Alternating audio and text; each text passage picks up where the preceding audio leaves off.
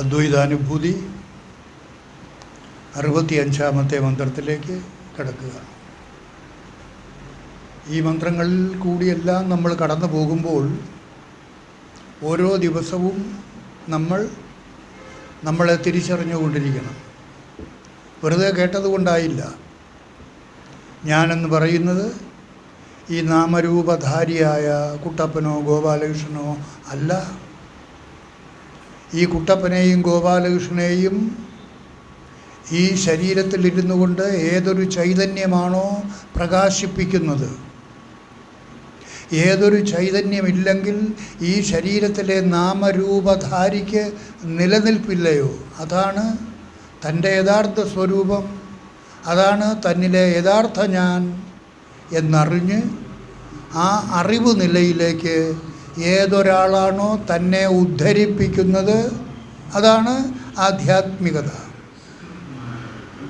നിങ്ങളേത് സാഹചര്യത്തിൽ ജീവിക്കുന്നവരായാലും ഈ നിലയിലേക്ക് തന്നെ മാറ്റിക്കൊള്ളണം. ഇന്നത്തെ മന്ത്രം താമ്രകൽപ്പിത ദേവാദി താമ്രാദന്യ ഇവ സ്ഫുരേത് പ്രതിഭാസ്യാദിരൂപേണ തദാത്മോത്ഥം ഇദം ജഗത്. ആത്മോത്ഥമിതം ജഗത്, ആത്മാവിൽ നിന്ന് ഉണ്ടായത്, ഉള്ളതുപോലെ കാണപ്പെടുന്നത്. ഏതുപോലെ? താമ്രകൽപ്പിത ദേവാദി താമ്രാദന്യ ഇവ സ്ഫുരേത്. ചെമ്പിൽ ഉണ്ടാക്കപ്പെട്ടിരിക്കുന്ന ഒരു വിഗ്രഹം, അത് കൃഷ്ണൻ്റെ ആകാം, ശിവൻ്റെ ആകാം, വിഷ്ണുവിൻ്റെ ആകാം, ദേവിയുടെ ആകാം, ഏത് വിഗ്രഹമായാലും ചെമ്പിലുണ്ടാക്കപ്പെട്ടിരിക്കുന്ന ആ വിഗ്രഹം ചെമ്പിനന്യമായിട്ട് കാണപ്പെടുന്നു, അല്ലേ? താമ്രകൽപ്പിത ദേവാദി താമ്രാദന്യ ഇവ സ്ഫുരേത്, സ്ഫുരിക്കുന്നു, ഉള്ളതുപോലെ കാണപ്പെടുന്നു. അത് ചെമ്പ് എന്നുള്ള സ്ഥാനത്ത് ദാരുവാകാം, ശിലയാകാം, കല്ലിലുണ്ടാക്കപ്പെട്ടിരിക്കുന്ന വിഗ്രഹം, കൃഷ്ണവിഗ്രഹം, ശിവവിഗ്രഹം, ഏത് വിഗ്രഹമായാലും നാരായണ ഗുരുദേവൻ അതിനെക്കുറിച്ച് അതിമനോഹരമായിട്ട് പറഞ്ഞിട്ടുണ്ട്. ശിലൈവ ശിവലിംഗം എന്ന്. ന അന്യത് ശില്പിനാകൃതം ഏകം സത്യം ഹി അസത്യം ഭാതി സത്യവത്. സത്യമായ ആ ഏകവസ്തു ആണ് ഉള്ളതായിട്ടുള്ളത്, അതിൽ അസത്യം ഉള്ളതുപോലെ പ്രകാശിക്കപ്പെടുന്നു. ഏകം സത്യം ന ദ്വിതീയം, രണ്ടാമതായിട്ട് മറ്റൊന്നില്ല. ഉള്ള വസ്തു ആ ഏകമായ ശില മാത്രം. അതുകൊണ്ട് അടുത്ത വരിയിൽ പറയുന്നു ശിലൈവ ശിവലിംഗം ന ദ്വിതീയം, രണ്ടാമതായിട്ട് മറ്റൊന്നില്ല. ഏത്? ശില്പിനാകൃതം, ശില്പി ഉണ്ടാക്കിയിരിക്കുന്ന ആ വിഗ്രഹം എന്ന് പറയുന്നത് ഉള്ളതേ അല്ല, ഉള്ളതുപോലെ കാണപ്പെടുന്നതാണ്.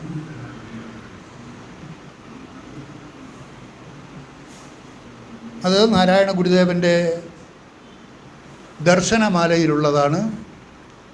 അതിൽ 10 ഹെഡിങ്ങുകളുണ്ട്. അതിലൊന്ന് അസത്യ ദർശനം.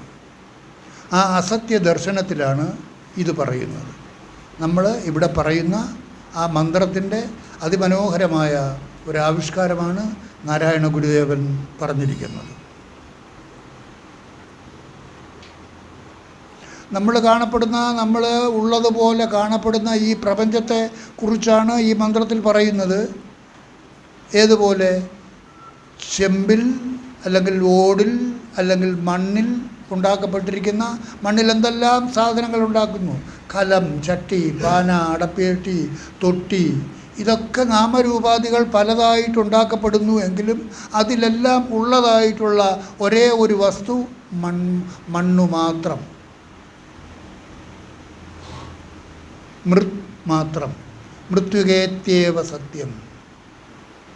ബാക്കിയെല്ലാം വാചാരംഭണം വികാരോ നാമധേയം. എല്ലാം വാക്കുകൾ കൊണ്ട് മാത്രം പറയപ്പെടുന്നതാണ്. ആ നാമരൂപാദികൾ. സത്യമായിട്ടുള്ള വസ്തു മണ്ണു മാത്രം. അതുപോലെ സ്വർണത്തിലുണ്ടാക്കപ്പെട്ടിരിക്കുന്ന ആഭരണങ്ങൾ, സുവർണാത് ജായമാനസ്യ സുവർണത്വം ച ശാശ്വതം. സ്വർണത്തിലുണ്ടാക്കപ്പെട്ടിരിക്കുന്ന പല തരത്തിലുള്ള കമ്മൽ, മാല, അഡ്യൽ, ഡോലക്ക്, അരഞ്ഞാണം, വള, എന്തെല്ലാം പേരുകളിൽ, എന്തെല്ലാം രൂപങ്ങളിൽ, പക്ഷേ അതിലുള്ളതായിട്ടുള്ള വസ്തു സ്വർണം മാത്രം.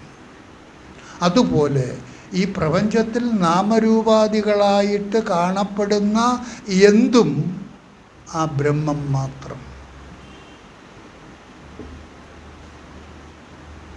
ബ്രഹ്മൈവ സർവം ജഗത് സർവം ഖലു ഇദം ബ്രഹ്മ. ഈ കാണപ്പെടുന്നതെല്ലാം ബ്രഹ്മം. കാണപ്പെടുന്ന ആഭരണങ്ങളെല്ലാം സ്വർണം. കാണപ്പെടുന്ന മൺപാത്രങ്ങളെല്ലാം മണ്ണ്. പക്ഷേ പേരുകൾ പലത്. ചട്ടി, കലം, കുടം, കൂജ, ഇതെല്ലാം പേരുകൾ. പക്ഷേ അതിലെല്ലാം ഉള്ളതായിട്ടുള്ളത് മണ്ണ് മാത്രം. ആഭരണങ്ങൾ എന്തെല്ലാം പേരുകളിൽ അറിയപ്പെടുന്നു, പക്ഷെ അതിലെല്ലാം ഉള്ളതായിട്ടുള്ള വസ്തു സ്വർണം മാത്രം. ആയുധങ്ങൾ, പിച്ചാത്തി, കോടാലി, അല്ലേ, ഉളി, പുളിക്കുത്തി, വാള്, കുന്തം, കുടച്ചക്രം, എന്തെല്ലാം ഉണ്ടാക്കുന്നു ലോഹം കൊണ്ട്, ഇരുമ്പ് കൊണ്ട്. അതിൽ ഉള്ളതായിട്ടുള്ള വസ്തു ഇരുമ്പ് മാത്രം, ലോഹം മാത്രം. അതുപോലെ ഈ പ്രപഞ്ചത്തിൽ എന്തെല്ലാം ഉണ്ടായാലും, എന്തെല്ലാം പന, തെങ്ങ്, കമുങ്ങ്, പാറ, കുന്ന്, ജലം, പുട്ട്, ദോശ, ഇഡ്ഡലി, എന്തെല്ലാം ഈ പ്രപഞ്ചത്തിൽ ഉള്ളതായിട്ട് കാണപ്പെടുന്നുവോ അതെല്ലാം ബ്രഹ്മം മാത്രം. എല്ലാ ആഭരണങ്ങളും നാമരൂപാദികൾ പലതാണെങ്കിലും അതിലുള്ളത് സ്വർണം മാത്രം എന്നുള്ളതിന് യാതൊരു സംശയവുമില്ലല്ലോ. മണ്ണിലുണ്ടാക്കപ്പെട്ടിരിക്കുന്ന പാത്രങ്ങൾ പല തരത്തിലിരിക്കുക പേരുകളിലുള്ളതാണെങ്കിലും അതിലുള്ളതെല്ലാം മണ്ണു മാത്രമാണല്ലോ. നാനാരൂപങ്ങളിൽ ഉണ്ടാക്കി വച്ചിട്ടുള്ള ആയുധങ്ങളിൽ ഉള്ളത് ഇരുമ്പ് മാത്രം. അതിലക്കാര്യത്തിൽ ഒരു സംശയവും ആർക്കുമില്ല. അതുപോലെ ഈ പ്രപഞ്ചത്തിൽ കാണപ്പെടുന്ന സർവവും, മല, പാറ, കുന്ന്, മണ്ണ്, മരം, ചെടി, കൊടി, സിംഹം, ആന, പാമ്പ്, ആകാശം, ജലം, ഭൂമി, ഇഡ്ഡലി, ഉഴുന്നുവട, പരിപ്പുവട, എന്തെല്ലാം ഉണ്ടോ അതെല്ലാം ബ്രഹ്മം മാത്രം. ബ്രഹ്മൈവ സകലം ജഗച്ഛ. ഈ പ്രപഞ്ചത്തിൽ കാണപ്പെടുന്നത് മുഴുവനും ബ്രഹ്മം. അതിനാണ് മറ്റേ ഉദാഹരണങ്ങൾ നമ്മൾ പറഞ്ഞിരിക്കുന്നത്. ആ ഉദാഹരണങ്ങളിലേക്ക് നിങ്ങൾ ഉണരണം. ഇല്ലേ, ഈ മൺപാത്രങ്ങളെക്കുറിച്ചുള്ള ഉദാഹരണത്തിലേക്ക് നിങ്ങൾ ഉണർന്നാൽ ഏത് തരത്തിലുള്ള മൺപാത്രമായാലും അതിലുള്ളതായിട്ടുള്ളത് മണ്ണ് മാത്രം. അതുപോലെ ഈ പ്രപഞ്ചത്തിൽ കാണപ്പെടുന്ന ഏതൊരു വസ്തു എടുത്താലും അതെല്ലാം ആ ഉള്ള വസ്തു മാത്രം, ബ്രഹ്മം മാത്രം. അതാണ് ഇവിടെ പറയുന്നത്. താമ്രകൽപ്പിത ദേവാദി താമ്രാദന്യ ഇവ സ്ഫുരേത് പ്രതിഭാസ്യാദിരൂപേണ തഥാ ആത്മോത്ഥമിതം ജഗത്. തഥാ ആത്മോത്ഥം, ആത്മാവിൽ നിന്ന് ഉദ്ധമായിട്ടുള്ള ഇതം ജഗത്. ഈ ജഗത്തിലെ സർവ വിഷയങ്ങളും ആത്മാവ് മാത്രം. ആ ആത്മതത്വമാണ് എവിടെ ഇരിക്കുന്നത്? നിങ്ങളുടെ ഓരോരുത്തരുടെയും ഉള്ളിൽ അവരവരുടെ സ്വരൂപമായിട്ടിരിക്കുന്നത്.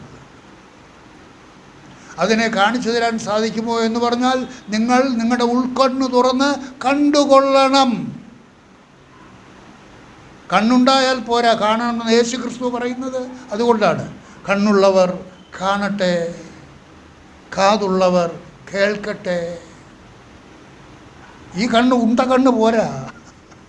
U have to open your inner eye. തൻ്റെ ഉള്ളിൽ താനായിരിക്കുന്ന ഏതൊരു ചൈതന്യമില്ലെങ്കിൽ എന്നിലെ ഞാൻ പ്രകാശിക്കുകയില്ലയോ ആ ചൈതന്യം അതിനെ കാണാതെ കാണണം. എങ്ങനെ കാണും? ഉൾക്കണ്ണ് തുറന്നാൽ മാത്രമേ കാണാൻ സാധിക്കൂ. ആ ഉൾക്കണ്ണ് എന്താണ്? അറിവ്. വേറൊന്നുമില്ല, അറിവ്. കേട്ട് കേട്ട് കേട്ട് നമ്മൾ ആ അറിവിലേക്ക് ഉണർന്നു കഴിയുമ്പോൾ നമ്മൾ അറിയാതെ നമ്മൾ തന്നെ പറഞ്ഞു, സ്വാമി മനസ്സിലായി. എൻ്റെ ഉള്ളിൽ ഏതൊന്നില്ലെങ്കിൽ എന്നിലെ ഞാനിന് നിലനിൽപ്പില്ലയോ അതാണ് എന്നിലെ താൻ. ഇന്നും തന്നിലെ താൻ എന്താണെന്ന് മനസ്സിലാകാത്ത ആളുകൾ ഇവിടെ ഉണ്ടായിരിക്കാം. തന്നിലെ താൻ. സ്വാമി ദിവസവും പറയുന്നുണ്ട് ഞാനും താനും. പക്ഷേ ചോദിക്കാൻ ഒരു മടി. ഇത്രയും പ്രാവശ്യം കേട്ടിട്ട് മനസ്സിലായില്ലെന്ന് എങ്ങനെ പറയും? ഞാനും താനും. ഞാൻ തന്നെയാണ്. ഞാനിനെ പ്രകാശിപ്പിച്ചുകൊണ്ട് ഏതൊരു ചൈതന്യമാണോ നമ്മുടെ ഉള്ളിൽ സ്വയം പ്രകാശിച്ചു നിൽക്കുന്നത് അതാണ് തന്നിലെ യഥാർത്ഥ ഞാൻ. അതാണ് താൻ. ഇത്തിരി ബഹുമാനം കൂട്ടി പറഞ്ഞു എന്നുള്ളതേ ഉള്ളൂ. താൻ ഞാൻ തന്നെയാണ്. അതിൻ്റെ പ്രതിബിംബമാണ് ഞാൻ. ആ ഞാനും താനും തമ്മിലുള്ള വ്യത്യാസം എന്താണ്? ഞാൻ ഈ ശരീരത്തിൽ മാത്രം ലിമിറ്റഡായി, ഞാൻ ഈ ശരീരത്തിൽ മാത്രം ലിമിറ്റഡായി. താൻ ഈ ശരീരത്തിൽ മാത്രമല്ല, സമം സർവേഷു ഭൂതേഷു തിഷ്ഠന്തം പരമേശ്വരം വിനശ്യൽസു അവിനശ്യന്തം യപശ്യതി സപശ്യതി. അതിനെ ആരാണോ കാണുന്നത്? എങ്ങനെ? ജ്ഞാനദൃഷ്ടിയ.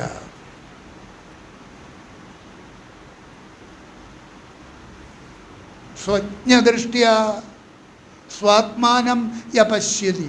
സ്വജ്ഞദൃഷ്ടിയ.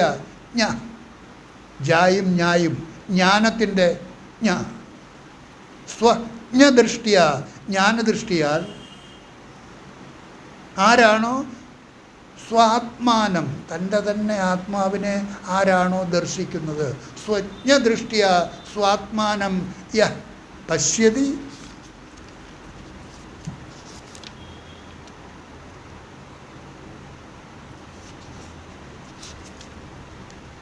സ്വയം ഉപാധി വിനിർമുക്ത ഘടാകാശവത്.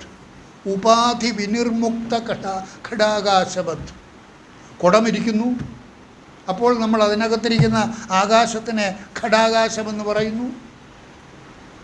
ആ ഘടാകാശമായിട്ടിരിക്കുമ്പോൾ തന്നെ കുടത്തിന് വെളിയിലും ആകാശമുണ്ട്, അത് മഹാകാശം. ആ ഘടാകാശവും മഹാകാശവും ഏകമായിട്ടിരിക്കുകയാണ്.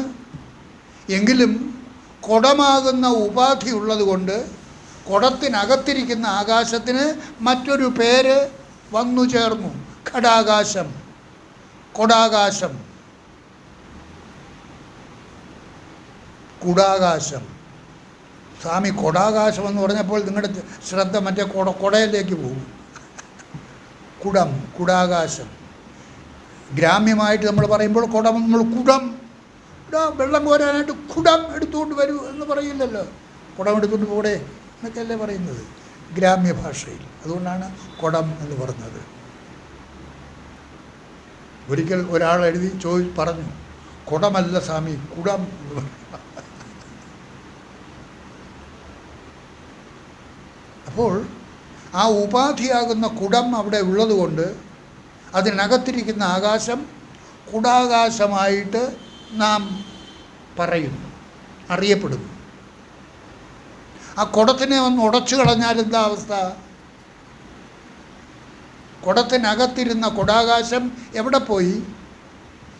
ഒരിടവും പോയില്ല. ഉപാധി ഉണ്ടായിരുന്നത് കൊണ്ട് അതിനകത്തുണ്ടായിരുന്ന മഹാകാശത്തിന് തന്നെയാണ് കുടാകാശം അല്ലെങ്കിൽ കൊടാകാശം എന്ന പേരുണ്ടായത്. അതുള്ളതേ അല്ല.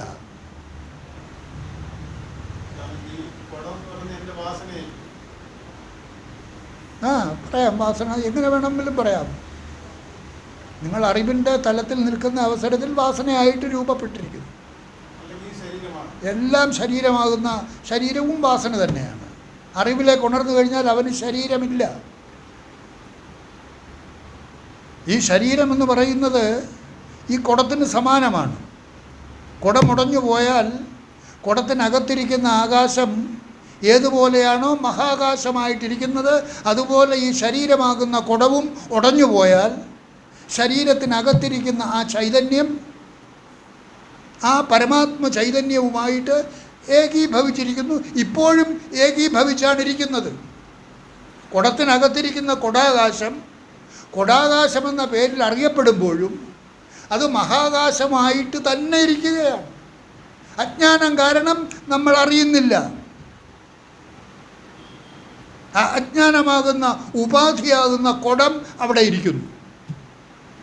അറിവിലേക്ക് ഉണർന്നവൻ കുടം അവിടെ ഇരിക്കുമ്പോഴും ആ കുടത്തിന് അന്യമായിട്ട് അതിലെ കുടാകാശത്തെയും മഹാകാശത്തെയും തമ്മിൽ ഏകീഭവിപ്പിച്ച് ആ ഏക ഭാവത്തിലിരിക്കും. ദാറ്റ് ഈസ് ജ്ഞാനം. കുടമിരിക്കുമ്പോഴും ഈ ശരീരത്തിലിരിക്കുമ്പോഴും ജീവാത്മഭാവത്തിൽ നിങ്ങൾ ഓരോരുത്തരും ഇരിക്കുമ്പോഴും ഈ ജീവാത്മാവ് തന്നെയാണ് എങ്ങും നിറഞ്ഞു നിൽക്കുന്ന ആ പരമാത്മ ചൈതന്യം എന്ന അറിവിലേക്ക് ഉണർന്നവൻ ആ പരമാത്മ ചൈതന്യമായിട്ട് ഈ ശരീരത്തിൽ ജീവാത്മഭാവത്തിൽ പ്രകാശിച്ചു നിൽക്കും. ജീവാത്മഭാവത്തിൽ പ്രകാശിച്ചു നിൽക്കുമ്പോഴും അവൻ പരമാത്മഭാവത്തിൽ പ്രസരിച്ചു കൊണ്ടിരിക്കും. ഇതുകൊണ്ട് അവൻ്റെ അറിവ് നില അതാണ്. ഈ ശരീരത്തിൽ നാമരൂപധാരിയായിട്ടിരിക്കുന്ന ഞാനല്ല എന്നിലെ യഥാർത്ഥ ഞാൻ. ഈ ഞാനിനെയും പ്രകാശിപ്പിച്ചുകൊണ്ട് ഈ ശരീരത്തിലും സർവ്വ ശരീരങ്ങളിൽ കൂടിയും കടന്നു പോകുന്ന ആ പരമാത്മ ചൈതന്യമാണ് എന്നിൽ കൂടിയും കടന്നു പോകുന്നത് എന്ന അറിവിലേക്കുണർന്ന് അതിൽ പിടികൂടണം.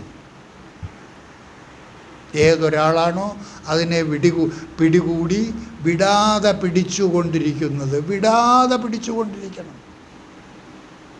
അപ്പോഴും നിങ്ങൾ വീട്ടിലെ ഭാര്യയാണ്, ഭർത്താവാണ്, അങ്ങനെ അതിലൊന്നും മുടക്കം വരുത്തണ്ട.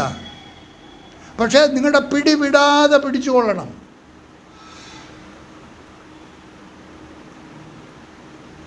ഞാൻ വിടാതെ പിടിച്ച് സ്വാമി പറഞ്ഞ് വിടാതെ പിടിച്ചോണം. അതുകൊണ്ട് മക്കളെ ഒന്നും ശ്രദ്ധിക്കാതിരിക്കരുത്, ഭർത്താവിനെ ശ്രദ്ധിക്കാതിരിക്കരുത്. വീട്ടുകാര്യങ്ങളെല്ലാം മുറ പോലെ നടത്തിക്കൊണ്ടിരിക്കുമ്പോഴും ഈ വിടാത്ത പിടിയിൽ തന്നെ മുറുക്കി പിടിച്ചുകൊണ്ടിരിക്കണം.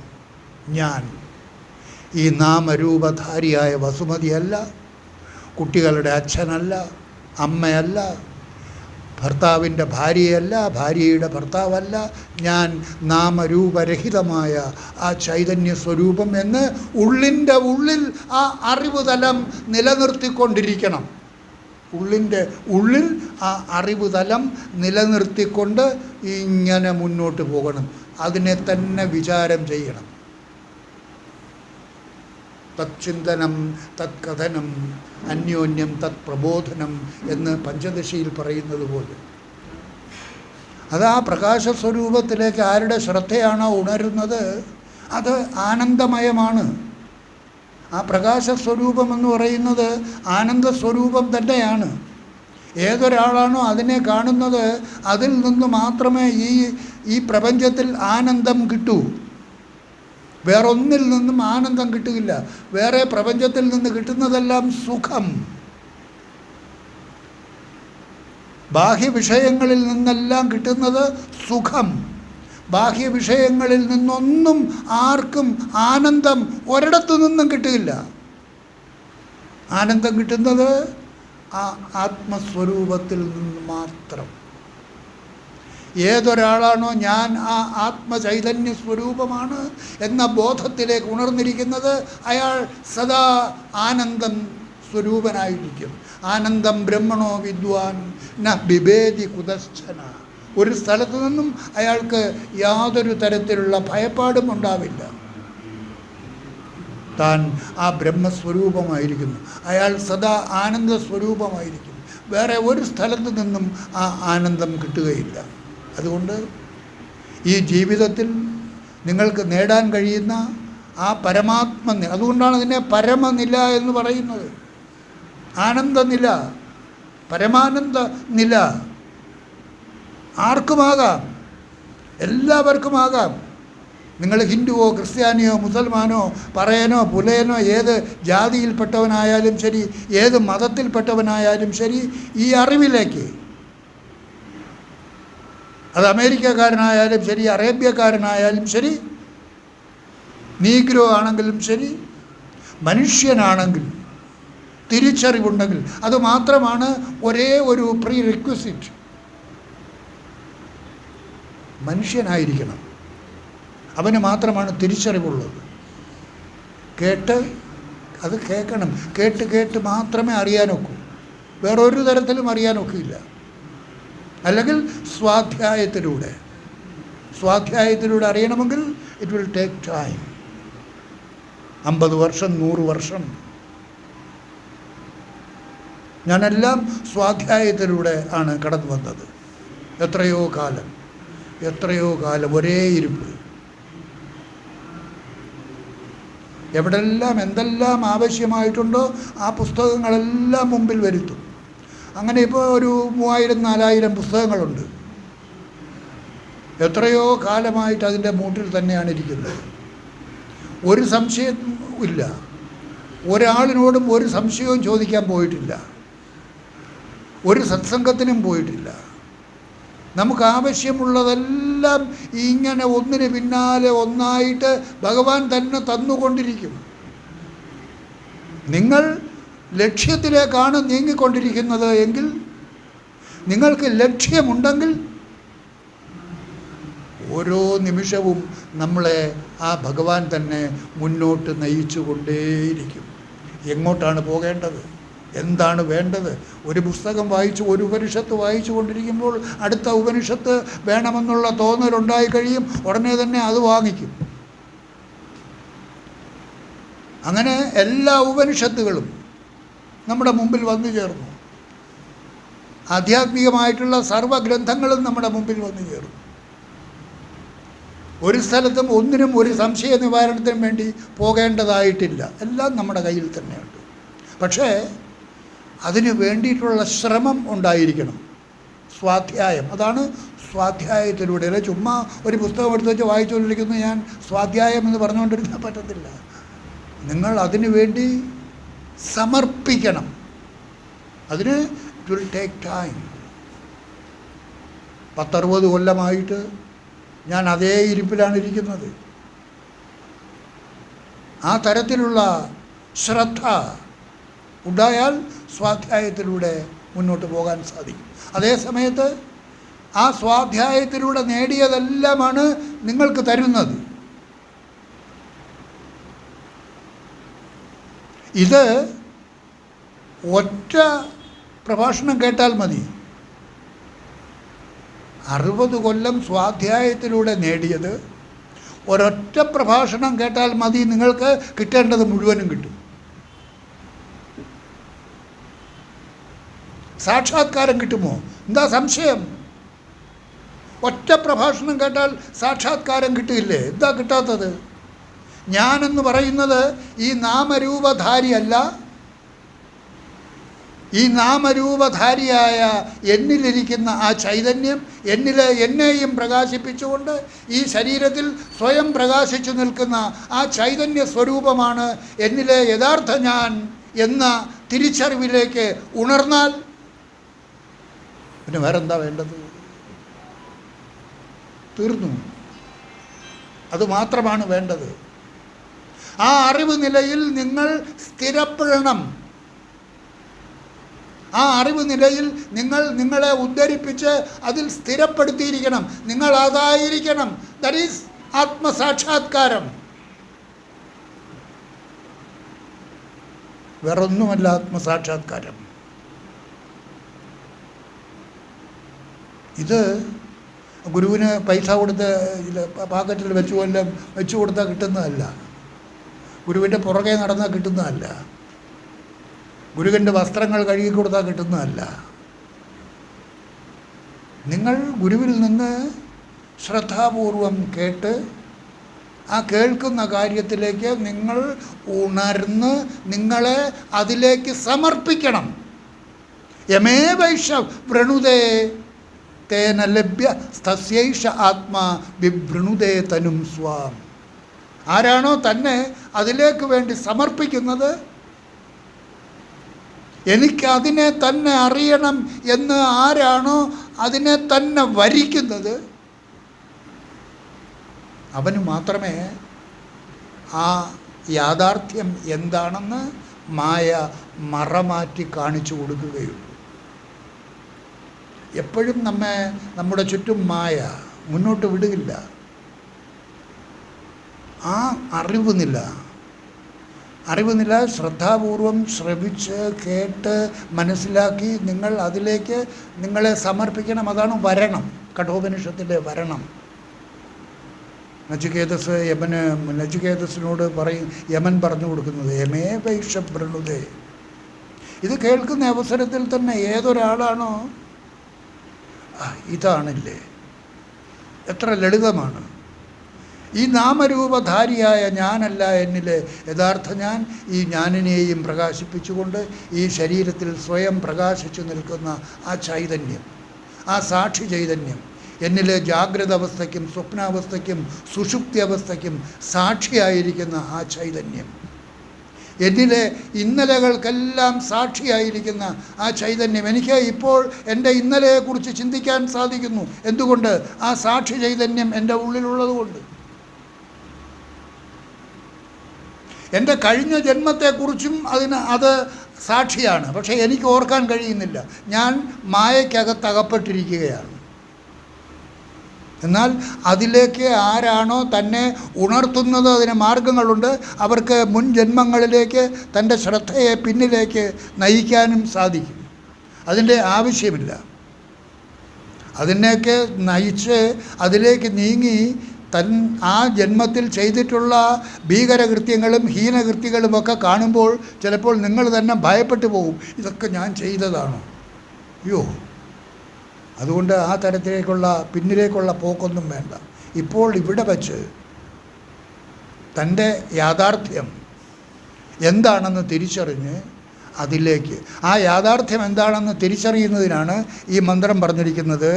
താമ്രകൽപ്പിത ദേവാദി താമ്രാദന്യ ഇവ സ്ഫുരേത്.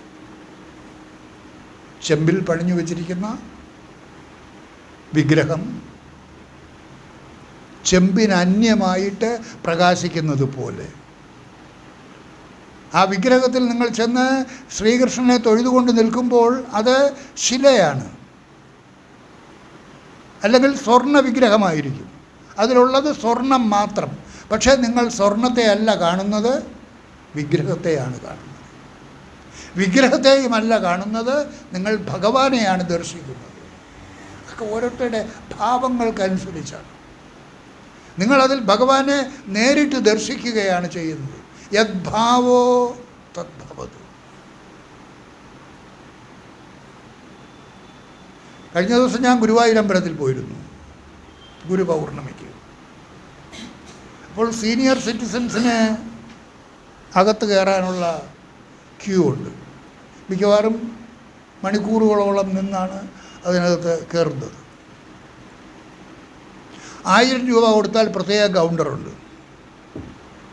അപ്പം ഇപ്രാവശ്യം വിചാരിച്ചു ഇത്രയും സമയം കാത്തു നിൽക്കാൻ വയ്യ, 1000 രൂപ കൊടുത്തു കളയാമെന്ന് പറഞ്ഞ് 1000 രൂപ ഒക്കെ എടുത്ത് ചുരുട്ടി കയ്യിൽ വെച്ച് അമ്പലത്തിലോട്ട് പോകുന്ന വഴിക്ക് അമ്പലത്തിൽ കയറുന്നതിന് മുമ്പ് ഉള്ളിലിരുന്ന് മറ്റൊരു ആജ്ഞ, എന്തിനായിപ്പോൾ അകത്ത് കയറുന്നത്,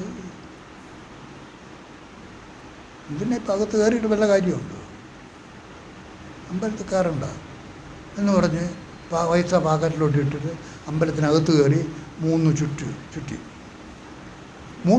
ചുറ്റിക്കൊണ്ടിരിക്കുന്നപ്പോൾ ഭഗവാനുമായിട്ട് കൃഷ്ണനുമായിട്ട്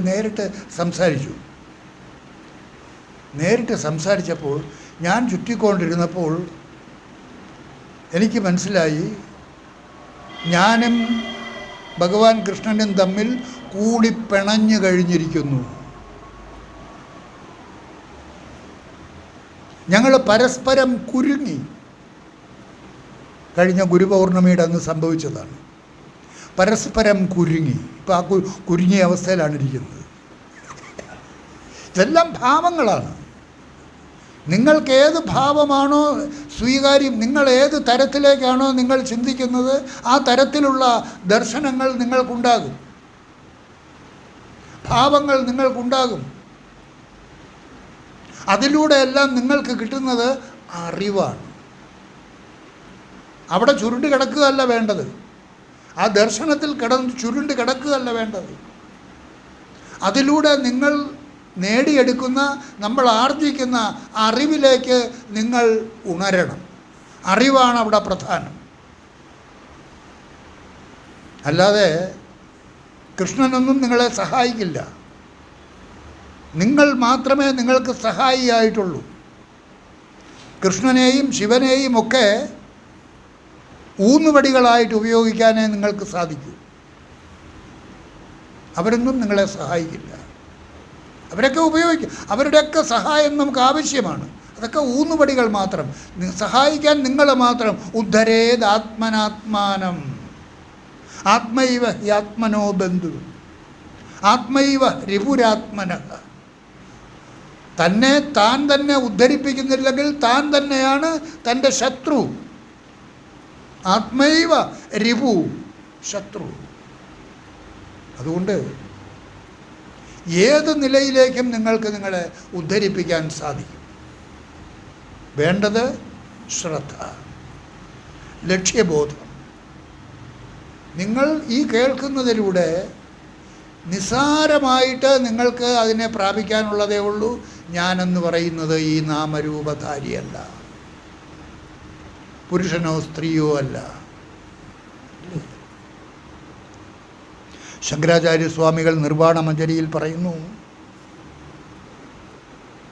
അഹം നൈവ ബാലോ യുവാ നൈവ വൃദ്ധോ. ഞാൻ ബാലനുമല്ല വൃദ്ധനുമല്ല. ന വർണ്ണി ന ച ബ്രഹ്മചാരി. വർണ്ണി ബ്രാഹ്മണ ക്ഷത്രിയ വൈശ്യ ശൂദ്രാദികളിൽപ്പെട്ട വർണ്ണഭാവങ്ങളിലുള്ള ആളുമല്ല. ന ബ്രഹ്മചാരി. ബ്രഹ്മചാരി, ഗൃഹസ്ഥൻ, വനസ്ഥൻ, സന്യാസി, ഇങ്ങനെയുള്ള വിഭാഗത്തിൽപ്പെടുന്ന ആളുമല്ല. ന വർണ്ണീ ന ച ബ്രഹ്മചാരി ഗൃഹസ്ഥഃ വനസ്ഥോ അപി നാഹം ന സന്യസ്തധർമ്മ.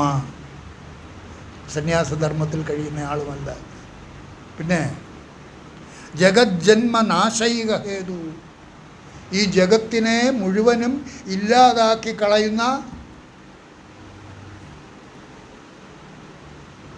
ജ്ഞാനം. നാശൈക ഹേതു എന്താ ജ്ഞാനം? ശിവോഹം. ജഗജ്ജന്മ നാശൈക ഹേതു ശിവോഹം. ശിവോഹം അതാണ് ജ്ഞാനം. നമ്മളെപ്പോഴും പറയുന്നില്ലേ ശിവോഹം. ആ ശിവം എവിടെ ഇരിക്കുന്നു? ശിവം എന്നിലെത്താൻ. ഇതൊന്നും അന്ധവിശ്വാസം പറഞ്ഞ് പ്രചരിപ്പിക്കലല്ല. നിങ്ങളുടെ ഉള്ളിൽ ഇരിക്കുന്ന നിങ്ങളുടെ സ്വരൂപം, യഥാർത്ഥ സ്വരൂപം, തന്നിലെത്താൻ. ആ താനാണ് എങ്ങും നിറഞ്ഞു നിൽക്കുന്ന സർവേശ്വര ചൈതന്യം. ഈശ്വരനുണ്ടോ എന്ന് ചോദിച്ചാൽ ഉണ്ട്. എവിടെ ഇരിക്കുന്നത്? നിൻ്റെ ഉള്ളിൽ, എൻ്റെ ഉള്ളിൽ, സർവരുടെയും ഉള്ളിൽ കൂടി കടന്നു പോകുന്ന ആ പരമാത്മ ചൈതന്യം സമം സർവേഷു ഭൂതേഷു തിഷ്ഠന്തം പരമേശ്വരം. അതിനെ കാണാനുള്ള കണ്ണ് വേണം. ആ കണ്ണാണ് അകക്കണ്ണ്. ഇല്ല, അകക്കണ്ണ് തുറപ്പിക്കാൻ ആശാൻ ബാല്യത്തിലെത്തണം. ഇവിടെ ആശാൻ എന്ന് പറയുന്നത് ഗുരു ആയിരിക്കണം. ഗുരുവിന് മാത്രമേ അകക്കണ്ണ് തുറപ്പിക്കാൻ കഴിയൂ. ആ ഗുരുക്കന്മാരുടെ മുന്നിലിരുന്ന് ഏതൊരാളാണോ ശ്രദ്ധാപൂർവം ഇത് മനസ്സിലാക്കി തന്നിലെ ഞാനിൽ നിന്ന് തന്നെ മോചിപ്പിച്ച് തന്നിലെ താനിൽ പ്രതിഷ്ഠിക്കണം. അതെപ്പോഴും അതിനുള്ള ഭാവമാണ് ശിവോഹം, ശിവോഹം, ശിവോഹം. അതാണ് ഇവിടെ പറയുന്നത്. നാഹം നൈവ ബാലോ, അഹം നൈവ ബാലോ ന യുവാ നൈവ വൃദ്ധോ ന വർണ്ണീ ന ച ബ്രഹ്മചാരി ഗൃഹസ്ഥഃ വനസ്ഥോ അപിനാഹം ന സന്യസ്തധർമ്മ ജഗജ്ജന്മനാശൈക ഹേതു ശിവോഹം. ജഗജ്ജന്മ നാശൈക ഹേതു, ഈ ജഗത്തിനെയും ജനിമൃതികളെയും ഒക്കെ നാശം ചെയ്യുന്ന ആ അറിവ് എന്താ? ശിവോഹം, അഹം ശിവ. അഹം ശിവം എന്ന് പറയുമ്പോൾ ആ അഹം ആരാണ്? എന്നിലെ താൻ, എന്നിലെ താൻ, നിന്നിലെ താൻ, അവനിലെ താൻ, അവളിലെ താൻ, ഹിന്ദുവിലെ താൻ, ക്രിസ്ത്യാനിയിലെ താൻ, മുസൽമാനിലെ താൻ, സർവചരാചരങ്ങളിലെയും താൻ. പക്ഷേ മനുഷ്യന് മാത്രമേ ആ താനിലേക്ക് തന്നെ ഉദ്ധരിപ്പിക്കാനുള്ള തിരിച്ചറിവുണ്ടാകുന്നുള്ളൂ. മൃഗങ്ങൾക്ക് സാധ്യമല്ല, കാരണം തിരിച്ചറിവില്ല. അവർക്കും വേണ്ടിയിട്ടുള്ളതാണ് ഈ അറിവ് നില എന്ന് പറയുന്നത്. എന്തുകൊണ്ടാണ്?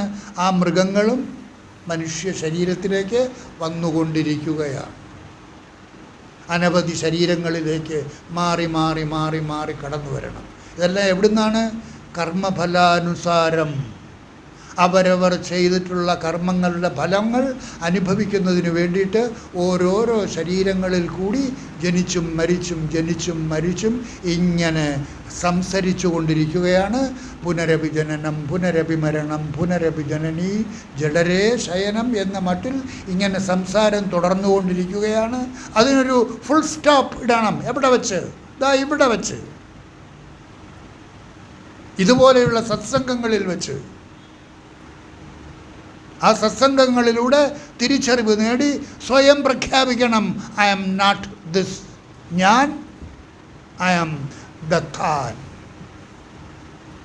എവിടെയെങ്കിലും ഇരിക്കുന്ന താനല്ല, തന്നിൽ തന്നെയുള്ള തന്നിലെ യഥാർത്ഥ ഞാൻ, തന്നിലെ താൻ. അവനെക്കുറിച്ച് ബോധവാനായി ഏതൊരാളാണോ, അതാണ് ഭഗവത്ഗീതയിലെ ഒരു മന്ത്രം പറയും, ധ്യാനയോഗത്തിൽ പറയും, സർവഭൂതസ്ഥിതം യോ മാം പശ്യതി യോ മാം ഭജത്യേകത്വമാസ്ഥിത. സർവഭൂതസ്ഥിതം യോ മാം, കൃഷ്ണൻ പറയുകയാണ്, സർവഭൂതങ്ങളുടെയും ഉള്ളിൽ കുടികൊള്ളുന്ന. ആ സർവഭൂതങ്ങളെന്ന് പറയുമ്പോൾ ഏതിലെല്ലാമാണ്? പട്ടിയും വിദ്യാവിനയസമ്പന്നെ ബ്രാഹ്മണേ ഗവിഹസ്തിനി ശുനീ ചൈവ സ്വപാകേച പണ്ഡിതാഹ സമദർശനക. സർവചരാചരങ്ങളുടെയും ഉള്ളിൽ കൂടി കടന്നു പോകുന്ന ആ സൂത്രേ മണിഗണായിവ, ആ ചൈതന്യം, ആത്മചൈതന്യം, അത് നിങ്ങളുടെ ഉള്ളിൽ കൂടിയും കടന്നു പോകുന്നു. നിങ്ങളുടെ ഉള്ളിൽ കൂടി കടന്നു പോകുന്ന അതിനെ നിങ്ങളുടെ ശരീരത്തിൽ വെച്ച് നിങ്ങൾ പിടികൂടണം. നിങ്ങൾക്ക് ആത്മസാക്ഷാത്കാരം വേണമെന്നുണ്ടെങ്കിൽ അതിനെ പിടികൂടി അതായിട്ട് മാറിയാൽ മാത്രമേ ആത്മസാക്ഷാത്കാരം കിട്ടൂ. വേറെ ഒരു തരത്തിലും കിട്ടുകയില്ല. ആ തരത്തിൽ കിട്ടും, മറ്റത് ചെയ്താൽ കിട്ടും, ഇത് ചെയ്താൽ കിട്ടും, അങ്ങനെ ഒന്നും കിട്ടുകയില്ല. നിങ്ങളുടെ ഉള്ളിലിരിക്കുന്ന നിങ്ങളുടെ ആ യഥാർത്ഥ സ്വരൂപത്തെക്കുറിച്ച് ബോധവാനായി നിങ്ങൾ സ്വയം പ്രഖ്യാപിക്കണം, yes I am that, not this. ഈ കുട്ടപ്പനല്ല ഞാൻ, ഈ ഗോപാലകൃഷ്ണനല്ല ഞാൻ, ഹിന്ദുവോ ക്രിസ്ത്യാനിയോ മുസൽമാനോ അല്ല ഞാൻ, നായരോ ഈഴവനോ ക്ഷത്രിയനോ വൈശ്യനോ ശൂദ്രനോ ഒന്നുമല്ല ഞാൻ. ഞാൻ നാമരൂപരഹിതമായ ജാതി നീതി കുലഗോത്ര ദൂരകം നാമരൂപ ഗുണദോഷവർജിതം ദേശകാല വിഷയാതിവർത്തി. അതുകൊണ്ടാണ് ട്രംപിൻ്റെ ഉള്ളിലും പാകിസ്ഥാൻകാരൻ്റെ ഉള്ളിലും അറേബ്യക്കാരൻ്റെ ഉള്ളിലും ഇരിക്കുന്നത് എൻ്റെ ഉള്ളിലിരിക്കുന്ന ഇതേ ചൈതന്യം. സർവചരാചരങ്ങളുടെയും ഉള്ളിൽ കൂടി കടന്നു പോകുന്ന ആ ഏകമായ ചൈതന്യം, അതാണ് സർവഭൂതസ്ഥിതം യോ മാം ഭജത്യേകത്വമാസ്ഥിത. സർവചരാചരങ്ങളുടെയും ഉള്ളിൽ കൂടി കടന്നു പോകുന്ന ആ ചൈതന്യം ഏകം അല്ലേ? ഏകോ ദേവ സർവഭൂതേഷു ഗൂഢ സർവവ്യാപി സർവഭൂതാന്തരാത്മാ അതിനെ തിരിച്ചറിഞ്ഞ് ഏതൊരാളാണോ തൻ്റെ ഉള്ളിലിരിക്കുന്ന ആ ചൈതന്യത്തെ തന്നിൽ ദർശിക്കുന്നത്, ദർശിക്കണം. അറിവാകുന്ന നേത്രം തുറന്നാൽ മാത്രമേ അതിനെ ദർശിക്കാനൊക്കൂ. നിങ്ങൾ ആ അറിവിലേക്ക് ഉണരണം. അതുകൊണ്ടാണ് ഇത് തന്നെ പറഞ്ഞുകൊണ്ടിരിക്കുന്നത്. നിങ്ങൾക്ക് തോന്നും ഈ സ്വാമി ഈ കാര്യം തന്നെ എത്രയോ കാലമായിട്ടിരുന്ന് പറയുന്നു. എന്തിനാ പറയുന്നത്? ഈ അറിവിലേക്ക് നിങ്ങൾ ഉണരണം. ഉണർന്നാൽ മാത്രം പോരാ, അതിൽ സ്ഥിതി നേടണം. അതാണ് ബ്രാഹ്മി സ്ഥിതി, സ്ഥിതപ്രജ്ഞത്വം. ആ അനുഭവത്തിൽ വന്നു ചേരുക. കേട്ട് കേട്ട് കേട്ട് ഞാൻ അതാണ് എന്ന ബോധ്യപ്പെടലിലൂടെയാണ് അനുഭവം വന്നു ചേരുന്നത്. ആ അറിവ് നില ഉറയ്ക്കുന്നു. അതാണ് അനുഭവനില. ആ അനുഭവ നിലയിൽ നിന്ന് അല്പം പോലും വ്യതിചലിക്കുകയില്ല. പിന്നെ ഐസ്ക്രീം കഴിച്ചിട്ടില്ലാത്ത ഒരാൾ ആദ്യമായിട്ട് ഐസ്ക്രീം കഴിച്ചാൽ കിട്ടുന്ന ആ അനുഭവം മറക്കുമോ? ആദ്യമായിട്ട് ഐസ്ക്രീം കഴിക്കുന്ന ഒരാൾ ആ ഐസ്ക്രീം കഴിച്ചപ്പോൾ കിട്ടുന്ന അനുഭവം ഒരിക്കലും മറക്കുകയില്ല. അതുപോലെ ഏതൊരാളാണോ തന്നിലെ ഞാനിൽ നിന്ന് അന്യമായിട്ട് തന്നിൽ തന്നെ ഉണ്ടായിട്ടും അറിയാതിരിക്കുന്ന ആ തന്നിലെ താനിലേക്ക് ഉണർവ് നേടിയാൽ ഉണ്ടാകുന്ന ആനന്ദത്തെ ഒരിക്കലും മറക്കുകയില്ല. ആ അറിവുന്നില്ല ആർക്ക് മറക്കാൻ സാധിക്കും? തന്നിലെ താൻ. ആ തന്നിലെ താൻ എന്ന് പറയുമ്പോൾ ഈ ശരീരത്തിൽ മാത്രമല്ല. അപ്പോൾ നമ്മുടെ നില എന്താണ്? ഒരു പട്ടിയെ കാണുമ്പോഴും എൻ്റെ ഉള്ളിലിരിക്കുന്ന ഈ ചൈതന്യം തന്നെയാണ് ആ പട്ടിയുടെ ഉള്ളിൽ കൂടി കടന്നു പോകുന്നത് എന്നും പറഞ്ഞ് രാമകൃഷ്ണദേവൻ്റെ വചനാമൃതത്തിലൊരു കഥയുണ്ട്. ആനനാരായണനും ആനക്കാരൻ നാരായണനും അല്ലേ? ഈ അറിവുന്നില്ല ഗുരുവിൽ നിന്ന് പഠിച്ച് ഒരാന മുമ്പോട്ട് വന്നപ്പോൾ എൻ്റെ ഉള്ളിലിരിക്കുന്ന ചൈതന്യം തന്നെയാണ് ആനയുടെ ഉള്ളിലിരിക്കുന്നത് എന്നും പറഞ്ഞുകൊണ്ട് അവൻ നേരെ ആനയുടെ മുമ്പിലേക്ക് നടന്നുപോയി. ആന അവനെ തുമ്പിക്കൈയിൽ കോരിയെടുത്ത് ദൂരെ വലിച്ചെറിഞ്ഞു. ശിഷ്യനെ കാണാത്തത് കൊണ്ട് ഗുരു പറഞ്ഞയച്ചു, ശിഷ്യന്മാരെയെല്ലാം പറഞ്ഞയച്ചു, വല്ലവരും വഴിയിൽ വീട് കിടക്കുന്നുണ്ടോ എന്ന് നോക്കാൻ പറഞ്ഞു. അങ്ങനെ നോക്കി വന്നപ്പോൾ ഓടെ കിടക്കുന്നു ശിഷ്യൻ. അവൻ്റെ അടുത്ത് കാര്യങ്ങളൊക്കെ ചോദിച്ചപ്പോൾ അങ്ങല്ലേ പറഞ്ഞത്, എൻ്റെ ഉള്ളിലിരിക്കുന്ന നാരായണൻ തന്നെയാണ് സർവ്വചരാചരങ്ങളുടെയും ഉള്ളിലിരിക്കുന്നത്. അപ്പോൾ ഒരു ആന വന്നപ്പോൾ ആനയുടെ ഉള്ളിലും എൻ്റെ ഉള്ളിലിരിക്കുന്ന നാരായണൻ തന്നെയാണല്ലോ എന്ന് വിചാരിച്ച് ഞാൻ ആനയുടെ മുമ്പിലേക്ക് നടന്നു.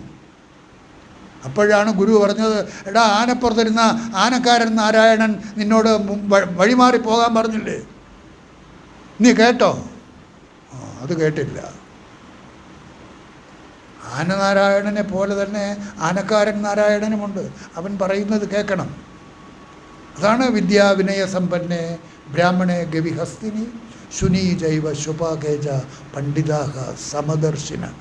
ആ സമദർശിത്വം കൊണ്ടത് നമ്മൾ തിരിച്ചറിവിലൂടെ വിവേകിയായിരിക്കുകയും വേണം.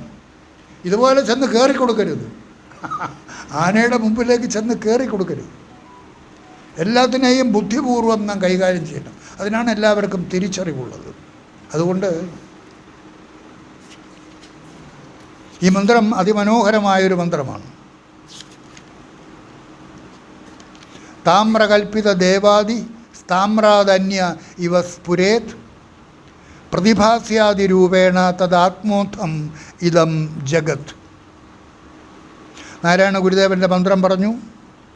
ഇത് മനസ്സുകൊണ്ട് തന്നെയാണ് തിരിച്ചറിയേണ്ടത്. ശങ്കരാചാര്യ സ്വാമികളുടെ ദക്ഷിണാമൂർത്തി സ്തോത്രത്തിൽ ഒരു മന്ത്രമുള്ളത് നിങ്ങൾക്കറിയാവുന്നതാണ്. വിശ്വം ദർപ്പണ ദൃശ്യമാന നഗരീതുല്യം നിജ അന്തർഗതം പശ്യന്നാത്മനി മായയാ ബഹിരിവോദ്ഭൂതം യഥാ നിദ്രയ. അതിമനോഹരമായ മന്ത്രമാണ്. അതാണ് ഇവിടെ പറഞ്ഞിരിക്കുന്നത്, പ്രതിഭാസ്യാദി രൂപേണ തഥാ ആത്മോത്ഥമിതം ജഗത്.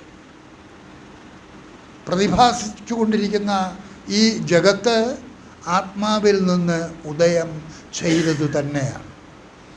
ആത്മാവ് തന്നെയാണല്ല, ആത്മാവ് തന്നെയാണ് പലതായിട്ട് കാണപ്പെടുന്നത്. സ്വർണം തന്നെയാണ് പലതരത്തിലുള്ള ആഭരണങ്ങളായിട്ട് കാണപ്പെടുന്നത്.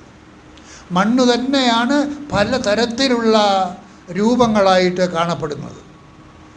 ഇരുമ്പ് തന്നെയാണ് പലതരത്തിലുള്ള ആയുധങ്ങളായിട്ട് കാണപ്പെടുന്നത്. ബ്രഹ്മം തന്നെയാണ് ഈ പ്രപഞ്ചത്തിലുള്ള നാനാനാമരൂപാദികളായിട്ട് കാണപ്പെടുന്നത്. എല്ലാം ബ്രഹ്മം. സർവം ഖലു ഇദം ബ്രഹ്മ. ഒരു സംശയവും വേണ്ട. ആ അറിവിലേക്ക് നിങ്ങളുടെ ശ്രദ്ധയെ ഉയർത്തണമെങ്കിൽ കേട്ട് കേട്ട് കേട്ട് കേട്ട് ആ അറിവിലേക്ക് നിങ്ങളറിയാതെ ഉണരണം. ആ ജ്ഞാനമുണ്ടായാൽ വേദാന്ത ഡിണ്ടിമത്തിൽ പറയുന്നത്, നിങ്ങൾ യോഗിയായാലും ശരി, ഭോഗിയായാലും ശരി, രാഗിയായാലും ശരി, ആരായാലും ശരി, യോഗിനോ ഭോഗിനോ വാപി ത്യാഗിനോ രാഗിണോ അപി ച ജ്ഞാനാൻ മോക്ഷ ന സന്ദേഹ ഇതി വേദാന്ത ഡിംഡിമ. വേദാന്തത്തിലെ പെരുമ്പറ കോശം. നിങ്ങളാരോ ആയിക്കോട്ടെ. ഇപ്പം നിങ്ങൾ തന്നെ ഈ 4 വിഭാഗത്തിൽപ്പെടുന്ന ആളുകളും ഉണ്ടായിരിക്കും. രാഗിയായിരിക്കാം, കാമിയായിരിക്കാം, യോഗിയായിരിക്കാം, ത്യാഗിയായിരിക്കാം.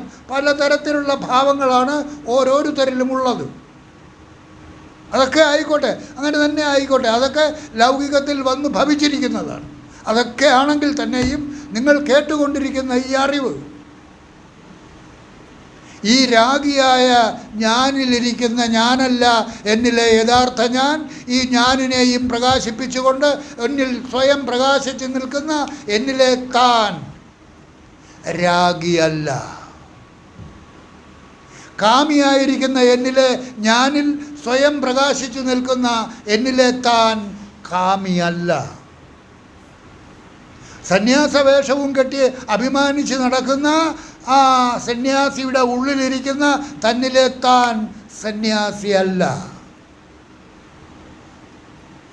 എന്തുകൊണ്ടാണ് സന്യാസി അല്ലാത്തത്? സന്യാസിയും ഉപാധിയിൽ നിൽക്കുന്നവനാണ്. സന്യാസമാകുന്ന ഉപാധി, അതിനും അപ്പുറത്തോട്ട് പോകണം. തന്നിലെത്താൻ സന്യാസിയല്ല. അതാണ് യോഗിനോ ഭോഗിനോ വാപി ത്യാഗിനോ രാഗിണോ അപിച്ച ജ്ഞാനാൻ മോക്ഷ ന സന്ദേഹ ഇതി വേദാന്ത ഡിംഡിമ. വേദാന്തം അടിച്ചു കോഷിക്കുകയാണ്.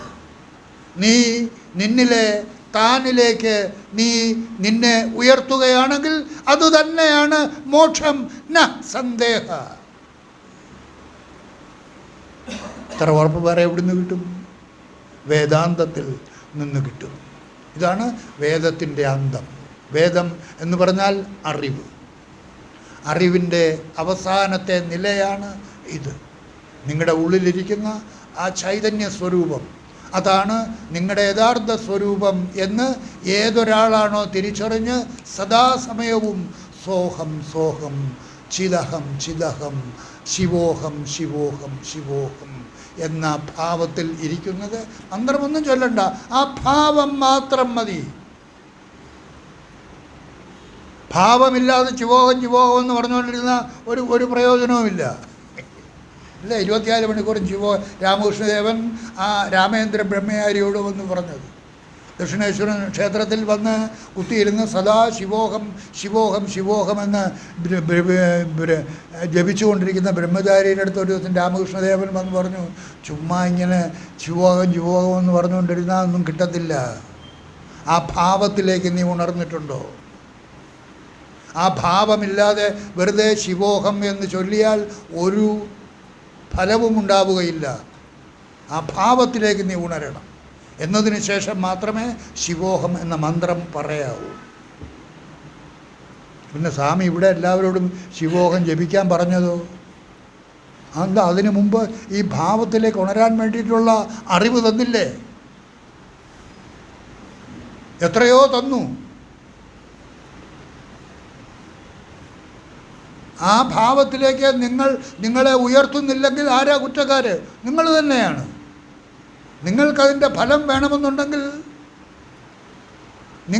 നിങ്ങളെ അതിലേക്ക് ഉയർത്തണം. അതാണ് ഉദ്ധരേത് ആത്മനാത്മാനം. അവനവൻ തന്നെ അവനവനെ ഉദ്ധരിപ്പിക്കണം. പറഞ്ഞു തരാനല്ലേ കഴിയൂ. ഞാൻ ഇതല്ല, ഇതിനകത്തിരിക്കുന്ന അത്. നാഹം ദേഹോ ജന്മമൃത്യു കുതോമേ. ഈ ശരീരമേ അല്ല ഞാൻ എന്ന് ഏതൊരാളാണോ തിരിച്ചറിയുന്നത് അവന് ജന്മവുമില്ല മരണവുമില്ല. അവൻ ആരാ പിന്നെ? ദേഹി. ദേഹി നിത്യം അവധ്യോയം ദേഹേ സർവസ്യ ഭാരത.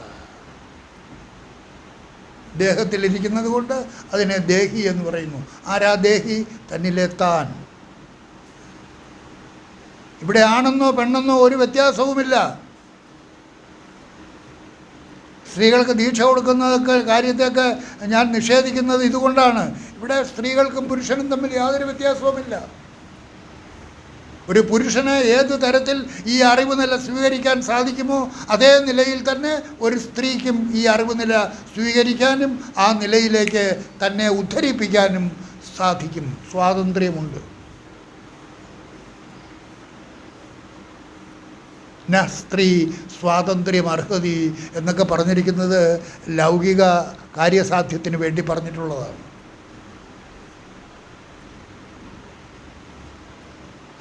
എല്ലാവർക്കും ഒരുപോലെ ആ ആത്മസാക്ഷാത്കാരത്തിലേക്ക് ഉയരാനുള്ള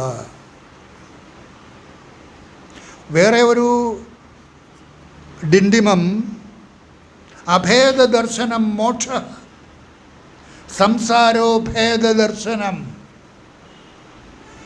അഭേദദർശനം മോക്ഷ. എങ്ങനെ അഭേദദർശനം ഉണ്ടാകുന്നത്? വിദ്യാവിനയ സമ്പന്നെ ബ്രാഹ്മണേ ഗവിഹസ്തിനി ശുനീച ഇവ സ്വപാകേച എന്തുവാ പണ്ഡിതാഹ സമദർശന. തൻ്റെ ഉള്ളിലിരിക്കുന്ന ആ ചൈതന്യം തന്നെയാണ് പട്ടിയുടെയും ചണ്ടാളനെയും, പട്ടിയെ കൊന്നതിൽ നിന്ന് ചണ്ടാളനിലും പശുവിലും ബ്രാഹ്മണനിലും ഒക്കെ കൂടി കടന്നു പോകുന്നത് എന്ന ആ അറിവ് നിലയിലേക്ക് ആരാണോ തൻ്റെ ശ്രദ്ധയെ ഉണർത്തിയിട്ടുള്ളത് അവനാണ് അഭേദദർശി. അവനിലാണ് അഭേദദർശനമുള്ളത്. നിങ്ങൾക്കായിക്കൂടെ ആരെങ്കിലും പിടിച്ചു വയ്ക്കുമോ? ഈ ഭാവത്തിലേക്ക് ഉയരാനായിട്ട് എന്തെങ്കിലും തടസ്സമുണ്ടോ? സ്വാമി എനിക്കതിന് പറ്റൂല. എന്താ കാര്യം? എനിക്ക് ഭർത്താവുണ്ട്, അത് അവിടെ ഇരുന്നോട്ട്. എനിക്ക് മക്കളുണ്ട്, ഉണ്ട്. എനിക്ക് കടങ്ങളുണ്ട്, അതൊക്കെ അവിടെ ഇരുന്നോട്ട്. കടങ്ങളൊക്കെ വാങ്ങിക്കുമ്പോൾ ഓർമ്മ വേണമായിരുന്നു. അതൊക്കെ പ്രാരബ്ധം അനുഭവിച്ചു തന്നെ തീർക്കണം. പ്രാരബ്ധം അനുഭവിച്ചു കൊണ്ടിരിക്കുന്നതിനിടയിൽ കൂടി ഈ അഭേദ ദർശനത്തിലേക്ക് നിങ്ങളെ ഉയർത്തണം. അതിനിടയ്ക്കുകൂടി ഈ ലൗകികത്തിലിരുന്നു കൊണ്ടല്ലേ ഇത് നേടാനൊക്കൂ. ഓരോരുത്തരുടെയും കർമ്മഫലമാണ് കടമായിട്ടും ദാരിദ്ര്യമായിട്ടും സൗഖ്യമായിട്ടും ഒക്കെ അനുഭവിച്ചു കൊണ്ടിരിക്കുന്നത്. കർമ്മഫലം. ആ കർമ്മഫലം അനുഭവിച്ചു കൊണ്ടിരിക്കുന്നതിനിടയിൽ എവിടുന്നെങ്കിലും ഈ തരത്തിലുള്ള അറിവ് കിട്ടിയാൽ, ജയിലിൽ കിടക്കുമ്പോൾ പോലും, ജയിലിൽ കിടക്കുന്ന അവസരത്തിൽ ഒരു പുതിയ ഓഫീസർ വന്നു. അദ്ദേഹം ജയിലിൽ കിടക്കുന്ന പ്രതികൾക്കെല്ലാം കുറേ ആത്മബോധം ഉണ്ടാക്കി കൊടുക്കാം, കുറേ അറിവുണ്ടാക്കി കൊടുക്കാം എന്ന് വിചാരിച്ച് ഒരു സന്യാസിയെ വിളിച്ചുകൊണ്ട് വന്നു. ആ സന്യാസി എല്ലാ ജയിൽ പുള്ളികളെയും നിരത്തി നിർത്തി ഇതുപോലെയുള്ള ഒരു പ്രഭാഷണം നടത്തി. ആ പ്രഭാഷണം കേട്ടുകൊണ്ടിരുന്നപ്പോൾ ഒരു പ്രതി ഇത് ശരിയാണല്ലോ ഓരോന്നും കേൾക്കുമ്പോൾ അയാൾ അതിലേക്ക് ഉയർന്നുകൊണ്ടേയിരുന്നു. അയാൾ ആത്മസാക്ഷാത്കാരത്തിലേക്ക് ഉയരുകയാണുണ്ടായത്. ഒരു തടസ്സവുമില്ല. ആ ജയിലൊന്നും ഒരു തടസ്സമല്ല. പ്രഭാഷണം കഴിഞ്ഞ് ആ സന്യാസി പോയി കഴിഞ്ഞപ്പോഴും ഇയാൾ ആ ഭാവത്തിൽ തന്നെ ആ ജയിലിൽ കഴിയുകയാണ്. ഒരു വ്യത്യാസവുമില്ല. ആ ഭാവത്തിലേക്ക് അയാൾ ഉണർന്നു കഴിഞ്ഞു. യദ്ഭാവോ തദ്ഭവതു. ഈ ജയിലും പ്രതിത്വവും ഒന്നും എന്നെ ബാധിക്കുന്നില്ല. അതൊക്കെ ലൗകികത്തിൻ്റെ ഭാവങ്ങളാണ്. ഞാൻ ആത്മഭാവത്തിലേക്ക് ഉയർന്നു കഴിഞ്ഞു. ഞാൻ ജയിലിലെന്നോ ജയിലിനകത്തെന്നോ പുറത്തെന്നോ ഉള്ള വ്യത്യാസമില്ല.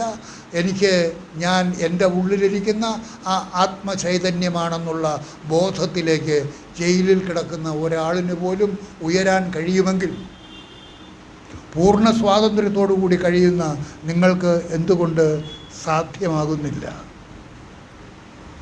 ഈ അവസരം കളഞ്ഞു കുളിക്കരുത്. മനുഷ്യജന്മത്തിൽ ജനിക്കാൻ ജീവിക്കാൻ അവസരം കിട്ടിയിരിക്കുന്നു. ഏത് നിമിഷവും തെറിച്ചു പോകാം. രാവിലെ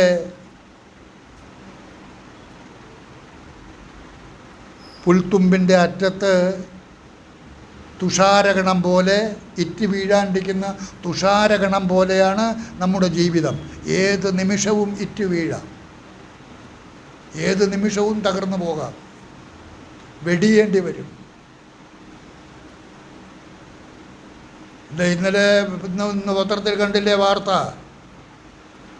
242 പേര് വിമാനത്തിലും 10-65 പേര് തറയിലും കിടന്ന് മരിച്ച ആ വിമാനത്തിൻ്റെ അപകടം. അതിനകത്ത് എൻജിൻ 2 സ്വിച്ചും ഒരേ സമയത്ത് ഓഫാക്കി. അപ്പോൾ ഒരാൾ പറയുന്നു ഓഫാക്കിയത് എന്തിനാണ് എന്ന് ചോദിക്കുന്നു. എന്തിനാണ് 2 മെഷീനും ഓഫാക്കിയതെന്ന് മറ്റൊരു ക്യാപ്റ്റൻ ചോദിക്കുന്നു, വൈസ് ക്യാപ്റ്റൻ ചോദിക്കുന്നു. ക്യാപ്റ്റനാണ് അത് ഓഫാക്കിയത്. അപ്പോൾ അയാൾ മനഃപൂർവ്വം ചെയ്തതാണ് എന്ന് വന്നിരിക്കുന്നു. അതാണിപ്പോൾ സംശയം. മറ്റേ ആളിൻ്റെ ആ വൈസ് ക്യാപ്റ്റൻ്റെ പറച്ചിൽ, എന്തിനാണ് നിങ്ങൾ 2ഉം ഒന്നിച്ച് ഓഫാക്കിയത്? അപ്പോൾ അയാൾ മരിക്കാൻ വേണ്ടി, ആത്മഹത്യ ചെയ്യാൻ വേണ്ടി വന്നിരിക്കുകയാണ്. എന്നാൽ കുറേ പേര് കൂടെ മരിക്കട്ടെ, മൊത്തത്തിനെ തട്ടിക്കളയാമെന്ന് വിചാരിച്ച് മനഃപൂർവ്വം ചെയ്തു. മനുഷ്യൻ്റെ ബുദ്ധി. അപ്പോൾ അത് സംഭവിച്ചതെന്ന് പറഞ്ഞാൽ അവരുടെ എല്ലാം കാലം 242 പേരുടെയും ജീവൻ അവസാനിക്കുന്ന സമയം പ്രകൃതി ഒരുക്കിയിരിക്കുന്നതാണ്. ഒരുത്തരെയും കുറ്റം പറയാനൊക്കില്ല, പ്രകൃതി ഒരുക്കിയിരിക്കുന്നതാണ്. എല്ലാവരുടെയും ജീവൻ, അതാണ് നമ്മൾ പറഞ്ഞില്ലേ, ഇവരുടെ എല്ലാവരുടെയും ജീവൻ ഒന്നിച്ച് പോകുന്നത്. കാറ്റടിച്ച് കരിയിലകൾ ഒന്നിച്ച് പറന്ന് ഒരു സ്ഥലത്ത് കൂടുന്നത് പോലെ എല്ലാവരെയും ആ വിമാനത്തിൽ കൊണ്ടിരുത്തി. എല്ലാവരുടെയും ആയുസ് തീരാറായതാണ് കൃത്യമായിട്ട്. അതിൽ ഒരാൾ തെറിച്ചു പോയി, സീറ്റോടുകൂടി തെറിച്ചു പോയി, മരിച്ചില്ല. അയാൾ എഴുന്നേറ്റ് പോയി. അയാൾ എഴുന്നേറ്റ് നടന്നു പോകുന്ന ചിത്രം ഉണ്ട്. 243 പേരിൽ 242 പേരും ഭസ്മമായി, കരിഞ്ഞുപോയി. ഒരാൾ മാത്രം എന്താ? സമയമായില്ല. നമ്മളിവിടെ പറയുന്നില്ല സമയമായില്ല എന്ന് പറയുമ്പോൾ ഇതൊക്കെ ചുമ്മാ സ്വാമി അടിച്ച് വിടുന്നതാണ്. കണ്ടില്ലേ, ആ ഒരാൾ മാത്രം ആ വിമാനത്തിൽ നിന്ന് തെറിച്ച് ജീവനോടുകൂടി നടന്നു പോകുന്ന ദൃശ്യം നിങ്ങളെല്ലാവരും കണ്ടിട്ടുണ്ട്. അതുകൊണ്ട് ഈ അറിവുനില നിങ്ങളുടെ ഓരോരുത്തരുടെയും ഉള്ളിൽ ജ്വലിച്ചു നിൽക്കാൻ ഇടവരട്ടെ എന്ന് പ്രാർത്ഥിച്ചുകൊണ്ട് ഇന്നത്തെ ഈ സത്സംഗം അവസാനിപ്പിക്കുന്നു. നിങ്ങൾക്ക് നമസ്കാരം. ഓ